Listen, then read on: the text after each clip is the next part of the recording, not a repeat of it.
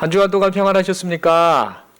예, 이 코로나, 이 오미크론이 참 사람을 힘들게 합니다만 그래도 이렇게 또 많은 분들 나오셔서 함께 예배 드릴 수 있음에 감사합니다. 이 시간 서로 먼저 이렇게 인사하겠습니다. 함께 예배 드릴 수 있어서 감사합니다. 이렇게 인사하겠습니다. 진짜로 감사하시죠? 예, 어쨌든 우리에게 생명을 허락하신 이 기간 동안, 육신의 삶을 살 동안 천국에서도 영원히 하나님을 예배할 텐데 이 땅에서 우리에게 주어진 기회가 주어졌을 때 하나님 앞에 예배드리는 일, 하나님을 더 뜨겁게 사랑하는 일, 은혜 받는 일, 이 예배 한 시간이 우리에게 하나님의 충만한 복이 임한다라는 그 고백을 가지고 예배를 사모하시는 우리 모두가 되었으면 좋겠습니다. 오늘 저는 주님의 제자 맞습니까? 라는 이 제목과 함께 이 말씀을 듣고 하나님 앞에 우리의 삶을 이렇게 살면 좋겠다라는 결단을 갖기를 원합니다. 오늘 이 제목, 이 함께 보셨던 말씀처럼 우리가 예수 믿고 지금 살아가고 있는데 주님의 제자라는 이 단어, 이걸 생각하면서 과연 주님의 제자다운 모습이 어떤 모습인가 함께 좀 생각을 해보았으면 좋겠습니다. 여러분, 하나님께서는 인간을 사랑하십니다. 그래서 죄로 말미암아 사망과 저주에 떨어진 인간을 구원해 주시려고 하나님의 아드님이신 예수님을 이 세상에 보내주셨습니다. 그 이유가 뭔가 다른 게 아니라 인간을 사랑하시기 때문이었습니다. 여러분 잘 알고 계시는 요한복음 3장 16절 말씀 잘 아시죠? 이 말씀이 이 하나님의 사랑이 얼마나 고귀한가를 잘 표현해 주고 있습니다. 하나님이 세상을 이처럼 사랑하사 독생자를 주셨으니 이는 그를 믿는 자마다 멸망하지 않고 영생을 얻게 하려 하심이라 라고 우리에게 분명히 하나님의 그 사랑의 마음을 잘 표현해 주고 있습니다. 여러분, 이처럼 인간을 사랑하셔서 독생자를 주셨고 인간을 사랑하셔서 하나님께서 예수님을 우리에게 보내주셨고 뿐만 아니라 인간이 영생을 얻도록 해주셨습니다. 여러분, 그뿐만이 아닙니다. 하나님의 사랑을 따라서 이 세상에 오신 예수님께서도 인간을 사랑하셨습니다. 그래서 예수님께서 공생의 기간 동안 보여주셨던 그 모습은 어떤 모습이었는가? 한마디로 말하면 사랑 그 자체였습니다. 예수님께서는 삶의 희망이 없는 사람들에게 천국 복음을 전파해 주셨죠. 이야, 하나님 나라가 우리를 기다리고 있구나라는 그 희망의 메시지를 우리에게 주셨습니다. 가난하고 소외된 자들과 우리 주님께서는 함께 해 주셨습니다. 병든 자와 귀신 들린 자를 고쳐주셨습니다. 뿐만 아니라 하나님과 관계가 그 단절되었던 그 사람들의 모습이 마치 목자를 잃은 양과 같음을 보시고 그들을 보며 불쌍히 긍휼히 여겨주셨습니다. 마태복음 9장 35절 36절의 말씀은 예수님께서 이 세상에 오셔서 행하신 일들, 그리고 사람들을 바라보시는 예수님의 마음을 잘 표현해 주고 있습니다. 예수께서 모든 도시와 마을에 두루 다니사 그들의 회당에서 가르치시며 천국 복음을 전파하시며 모든 병과 모든 약한 것을 고치시니라. 무리를 보시고 불쌍히 여기시니 이는 그들이 목자 없는 양과 같이 고생하며 기진함이라 라고 그렇게 기록하고 있습니다. 여러분, 이처럼 예수님께서는 이 세상에 오셔서 하나님의 말씀을 가르치셨고 병든 자와 귀신 들린 자를 고쳐주셨고 가난하고 나약한 자들을 돌보시는 일, 즉 사람을 사랑하는 일에 모든 관심을 쏟으셨습니다. 예수님께서는 사람들이 주님의 사랑을 경험하면서 결국에는 예수님을 바르게 믿고 바르게 알고 그리하여서 영원한 생명 얻기를 원하셨습니다. 그리고 이 예수님께서 하셨던 이 일을요, 제자들을 통해서도 이루기를 원하셨습니다. 그래서 예수님께서는 혼신의 힘을 다해서 하나님의 말씀을 제자들에게 가르치셨고 사랑의 본을 보여주시면서 이 제자들을 양육하셨습니다. 죄송합니다. 그래서 그렇게 보낸 시간이 이제 3년의 시간이 지나게 됩니다. 공생의 3년이 다 되어갈 무렵에 예수님께서는 하나님께서 정하신 십자가 고난의 때가 되었음을 알고 계셨습니다. 요한복음 12장 23절 말씀이 이 사실을 잘 말해주고 있지요. 예수께서 대답하여 이르시되 인자가 영광을 얻을 때가 왔도다 라고 그렇게 기록합니다. 여러분, 이 말씀은 예수님께서 이방 민족인 헬라인 몇 사람이 예수님을 찾아온 것을 보고 하신 말씀입니다. 여러분, 낯선 이방인이 지금 예수님을 찾아왔을 때에 반갑다, 무슨 일로 왔는가 라든지 이런저런 덕담을 해야 되는데, 우리 예수님께서 뜬금없이 이렇게 말씀하셨던 겁니다. 인자가 영광을 얻을 때가 왔다라고 그렇게 말씀하신 겁니다. 그런데 이 뜬금없어 보이는 예수님의 그 반응인데, 사실은 예수님께서 이렇게 말씀하셨던 것은 전부 다 이유가 있었던 행동이었습니다. 그렇다면 어떤 이유였을까? 예수님께서는 모든 민족이 구원받게 하시려는 하나님의 구원의 계획을 따라서 이 세상에 오셨고, 이것을 위해 말씀을 가르치시고 또한 많은 기적을 베풀어 주셨죠. 그 결과 예수님의 소문이 유대인들에게만 전해진 것이 아니라 이방 사람들에게까지 퍼지게 되었습니다. 그리하여서 예수님을 만나려고 이방인인 이 헬라인 몇 사람이 예수님이 찾아오게 되었던 것입니다. 예수님은 이 헬라인들이 자신을 찾아온 것을 보시고 이제 십자가 고난을 받을 때가 되었다라고 하는 하나님의 신호, 하나님의 사인으로 이것을 받아들이셨던 겁니다. 그래서 인자가 영광을 얻을 때가 왔도다라고 우리 예수님께서 그렇게 말씀하셨던 겁니다. 여러분, 예수님께서 십자가 고난의 때를 알고 계셨다라는 것을 말씀해 주는 내용이 또 한 번 더 나옵니다. 그것은 요한복음 13장 31절의 내용인데요. 이렇게 기록하고 있습니다.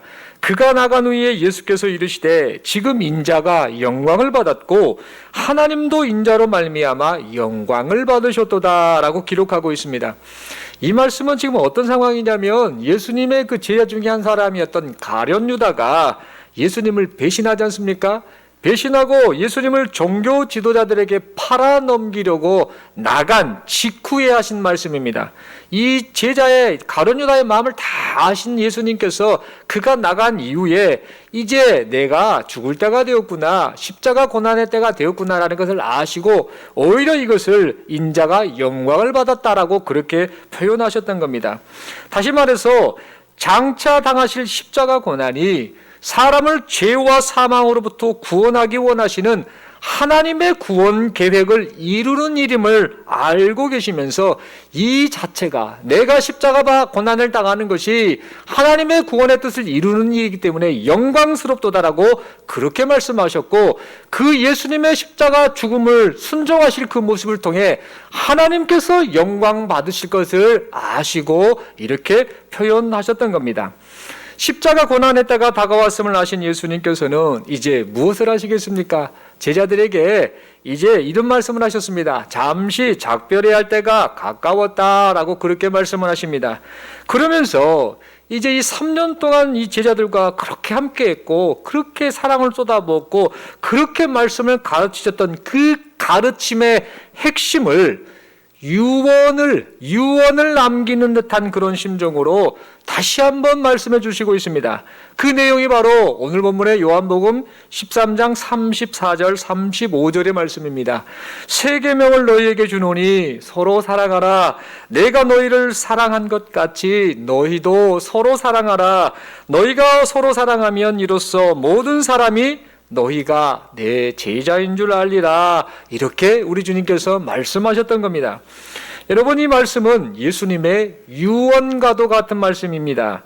또한 이 말씀은 하나님께서 성경 전체를 통해서 말씀하시는 그 말씀의 핵심을 압축해서 하신 그런 말씀이기도 합니다.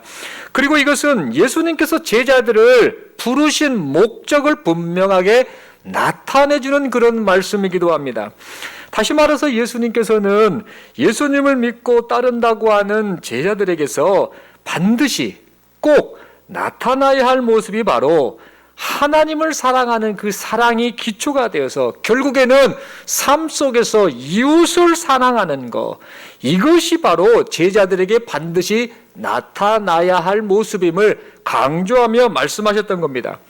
그런데 여러분, 예수님께서 하신 말씀 가운데에 오늘 이 본문의 내용 가운데에 특별히 우리가 눈여겨보아야 할 말씀이 있습니다. 그것은 바로 예수님께서 제자들로 하여금 이웃을 사랑하되 어느 정도까지, 사랑을 다 말은 하고 사랑한다라고 하는데 어느 정도까지 사랑하기를 원하시는지를 말씀하고 있다라는 점입니다. 여러분 잘 아시는 레위기 19장 18절 말씀은 이웃사랑에 관한 말씀이지요. 이 말씀을 보면 하나님께서는 네 이웃 사랑하기를 네 자신과 같이 사랑하라라고 그렇게 말씀하셨습니다. 그냥 대충대충 사랑하는 것이 아니라 너를 사랑하는 것처럼, 네 자신을 사랑하는 것처럼 이웃을 사랑하라고 그렇게 말씀하셨던 겁니다. 여러분 우리 자신의 그 모습, 마음가짐을 한번 살펴보았으면 좋겠습니다. 우리는 우리가 얼마나 자기 자신을 끔찍히 사랑하는지 너무나 잘 알고 있습니다. 내 몸을 얼마나 소중히 여기고 내 마음을 얼마나 소중히 여기고 내 인생을 얼마나 소중히 여기는지 모릅니다. 예를 들어서 만약에 배가 고프면 우리는 어떻게 합니까? 아이쿠 안 되지, 내 몸이 배고프면 안 되지, 어서 좀 뭐 좀 먹어줘야겠다.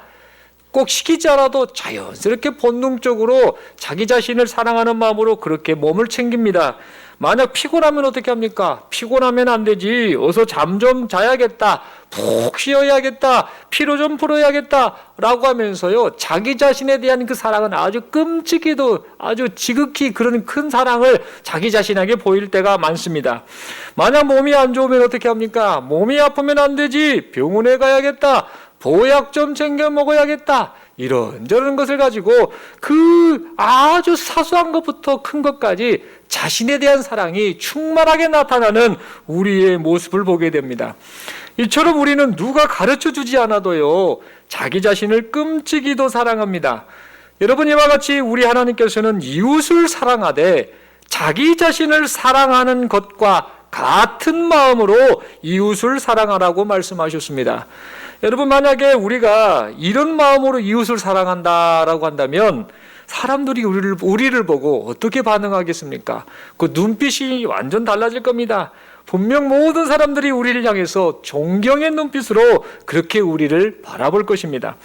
그런데 여러분, 우리 주님께서는 이런 사랑보다 한술 더 뜨는 사랑을 지금 하라라고 말씀하고 있습니다. 그것도 유언과도 같은 그런 의미심장한 말씀을 지금 이제 잡혀가기 직전에 지금 제자들을 향하여 그렇게 말씀하셨던 겁니다.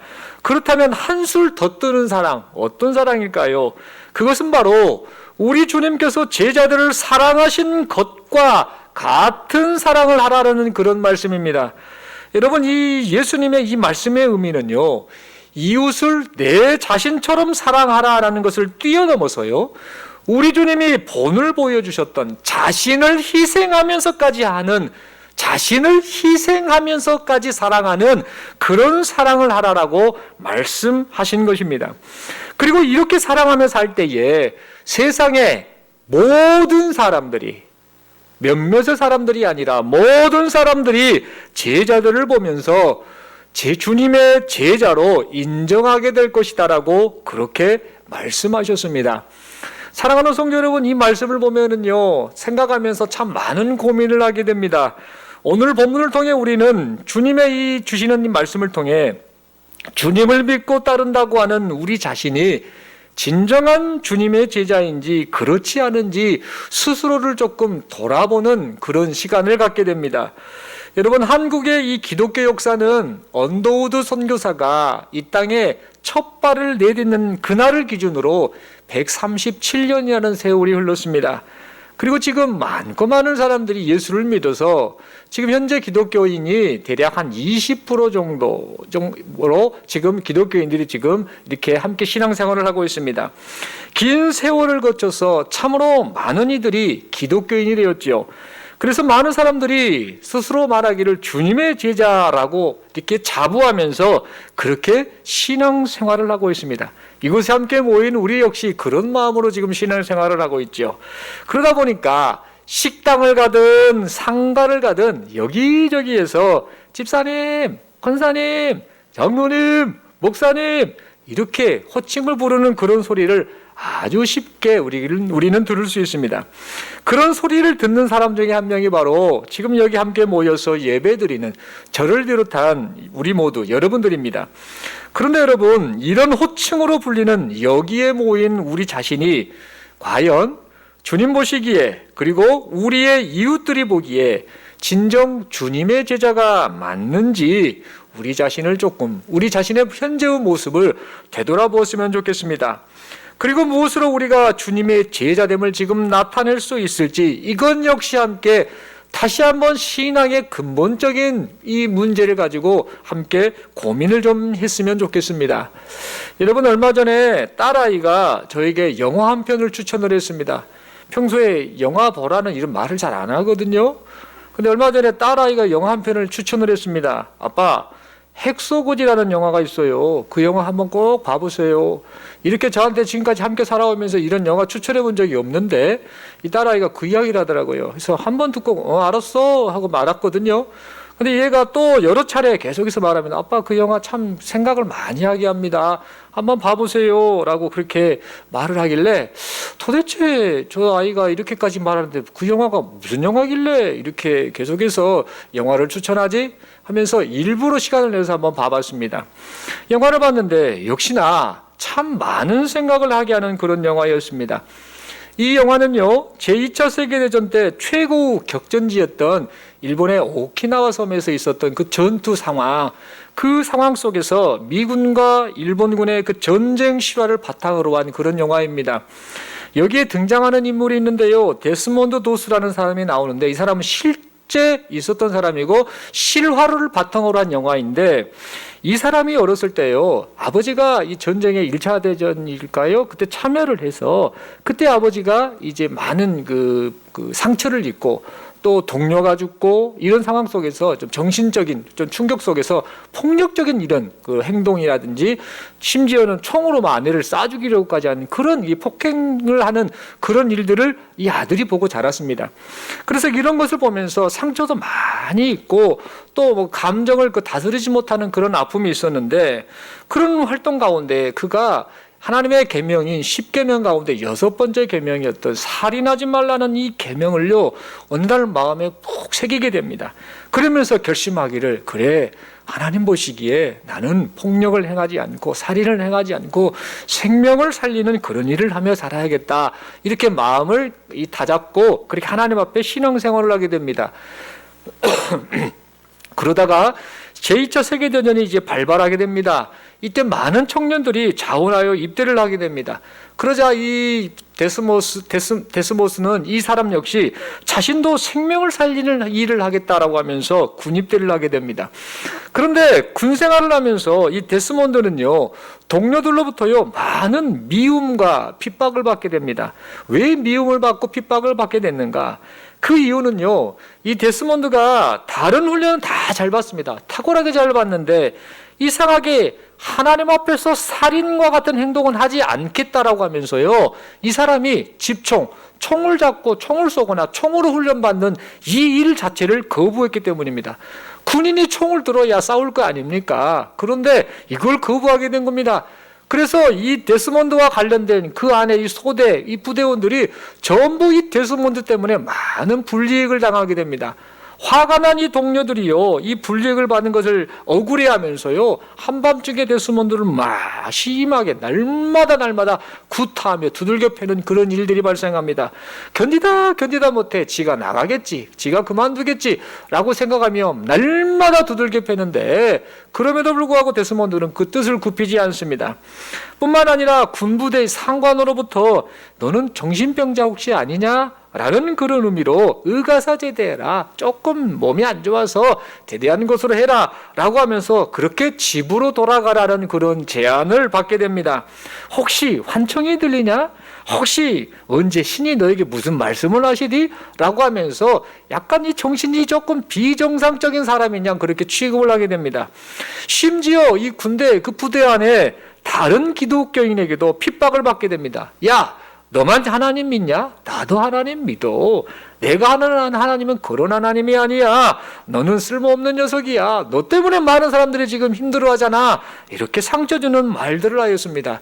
이 데스몬드는 말 그대로 왕따가 되고 말았던 겁니다.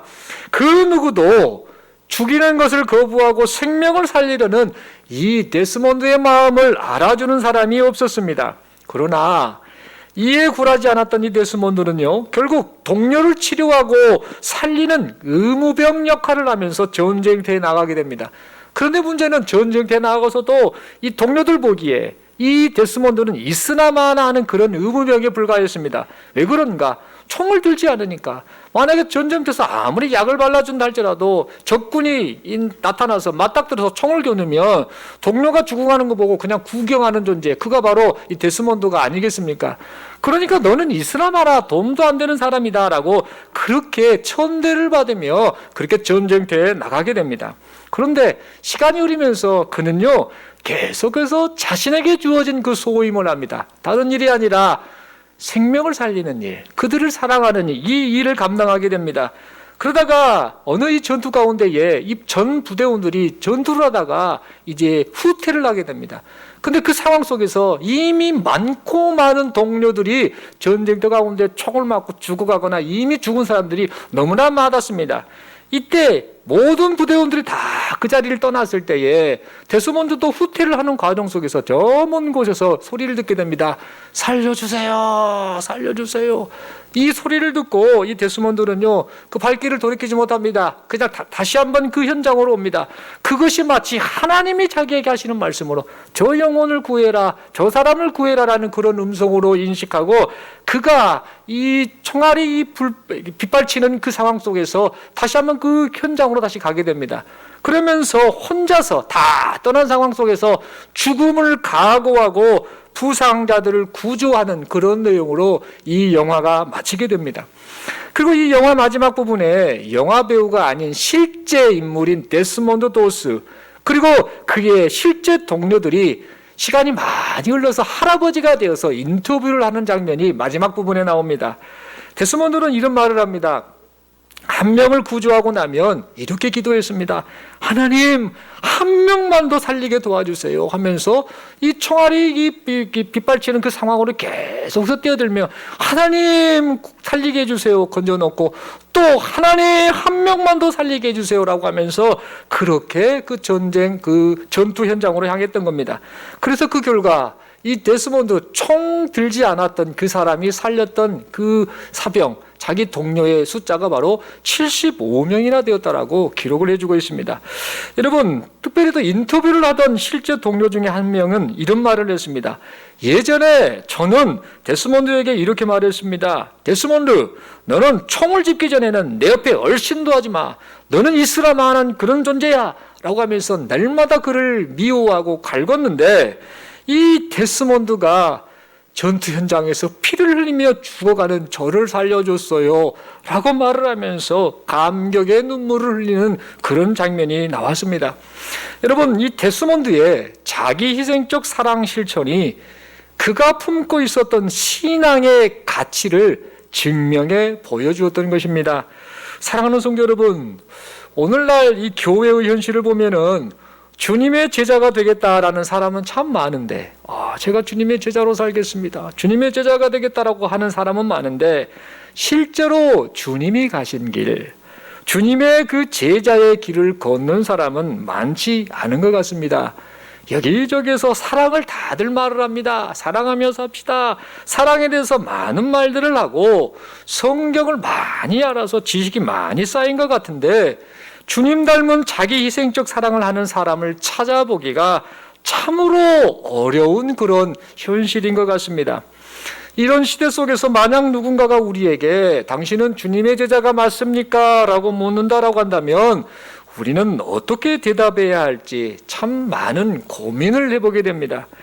여러분 프레드릭 스파나임이라는 사람은 이렇게 말을 합니다. 누가 주님의 진정한 제자인가를 다음과 같이 말을 해주는데 이렇게 고백합니다. 그리스도의 진정한 제자는 가장 많이 아는 자가 아니라 가장 많이 사랑하는 자입니다 라고 이렇게 자기의 신앙 고백을 담아 그렇게 말합니다. 진정한 제자가 누구냐? 가장 많이 아는 것이 아니라 아는 게 중요한 것이 아니라 가장 많이 사랑하는 것. 딱 하나를 알더라도 그 주님의 뜻을 알았으면 그대로 사랑하며 살아내는 것.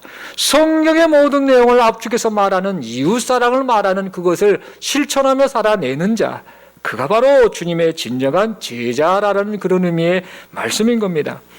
여러분 우리는 지금 진정한 주님의 제자의 모습으로 살아가고 있는지 우리 자신을 좀 되돌아보았으면 좋겠습니다.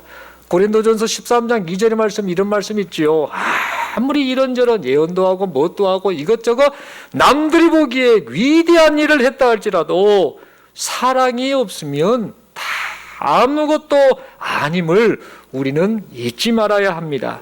사랑하는 성도 여러분, 말씀의 결론을 맺습니다. 교회가 어떤 곳인가? 교회는 주님의 사랑을 깨닫고 경험하여서 이제는 주님의 사랑으로 이웃을 사랑하며 살겠습니다라고 고백하고, 고백으로만 끝내지 않고 다짐하고, 다짐으로만 끝내지 않고 실천하는 제자들의 모임이 바로 교회입니다. 교회는 사랑하며 살되 내가 원하는 사랑이 아닌, 내가 기준이 되는 사랑이 아닌 주님이 원하시는 자기 희생적 사랑을 하겠노라고 결단하고, 그렇게 살기 위해 주의 은혜를 구하며 기도하고 눈물로 실천하는 그런 제자들의 모임, 그것이 바로 교회인 것입니다. 그래서 이 제자가 가는 곳에는요, 주님의 사랑이 자연스럽게 나타나기 마련입니다. 그 주님 닮은 사랑을 실천하니 주님의 사랑이 나타나지 않겠습니까? 그리하여서 주님 닮은 제자의 사랑을 받은 이웃들이 자연스럽게 이 제자들을 보면서, 제자들의 모습을 보면서 예수님을 생각하게 되고, 그들이 찾아와 주시는 예수님을 자연스럽게 만나게 되어 그들 역시 영원한 생명을 얻게 되는 것입니다. 사랑하는 성도 여러분, 그러므로 우리의 신분이 주님의 제자다라는 사실을 기억하면서 주님이 우리를 사랑하신 것 같이 서로 사랑하고 우리의 이웃을 사랑하여서 우리의 삶 속에서 주님을 나타내시는 우리 모두가 될 수 있기를 간절히 바랍니다. 이 시간 마지막으로 서로 이렇게 인사하겠습니다. 다시 한번 질문하고 또 내 자신에게 질문하는 마음으로 이렇게 묻겠습니다. 주님의 제자 맞습니까? 예. 이 질문 앞에 저도 그렇고 여러분도 그렇고 참 떠다다지 못하지요. 뭐 분명 제자이면 틀림없습니다만 참 부끄러운 모습이 많음을 고백합니다. 이렇게 묻고 이제 용감하게 자신 있게 이렇게 대답하겠습니다. 네, 저는 주님의 제자입니다. 이렇게 서로 답변하겠습니다. 예, 마지막으로 이렇게 인사하겠습니다. 서로 사랑하며 삽시다. 예, 우리 인생이 그렇게 길지 않잖아요. 예, 많이 오래 살도 100살인데 또 늘 가끔씩 이런 말씀을 드립니다만, 인생을 살면서 여러분들 한번 댁에 가셔가지고 A4지 딱 이렇게 하나 펼쳐놓고요, 볼펜으로 내 인생에 생각나는 사람 한번 써보십시오. 아주 친밀하게 조금 그렇게 교제했던 사람 써보시면 100명 쓰기 힘듭니다. 아무 이름 쓰는 거 말고요, 정말 관계된 사람 써보면 100명 못 씁니다. 인생 그렇게 수십 년 살아왔는데요, 생각나는 인물도 그렇게 많지 않습니다. 참 그 한 사람 한 사람 함께하고 있다라는 거, 그 사람을 내게 붙여주시고 만나고 또 그 사람이 나를 통해서 예수 믿고 영원한 생명을 얻게 하는 그 일들을 하기 위해서 우리를 먼저 예수를 믿게 해주셨다는 사실을 생각하면서, 그래, 말로만 진리를 말하고 말로만 사랑을 말하는 그런 인생 말고 자기 희생적인 주님 닮은 사랑으로 그렇게 사랑하며 주님 보시기에 주님의 진정한 제자다라는 그런 칭찬을 듣는 그런 인생을 살기를 원합니다. 그렇게 결단하고 실제로 그렇게 삶을 살아내시는 저와 여러분들 되시기를 소망합니다. 기도드리겠습니다.